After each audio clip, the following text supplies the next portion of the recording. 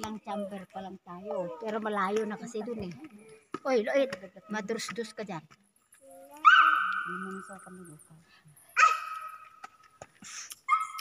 Yung sa bungad lang ang madilim. Dito na maliwanag. Mas malaki yung butas niya dito eh. Oh. Yamot.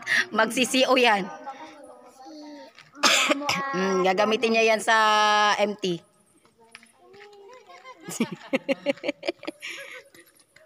Bikat baka idulas ka dito o kaya nga hinahawakan. Okay, baba. Tapos, wag mabilis yung pagbaba.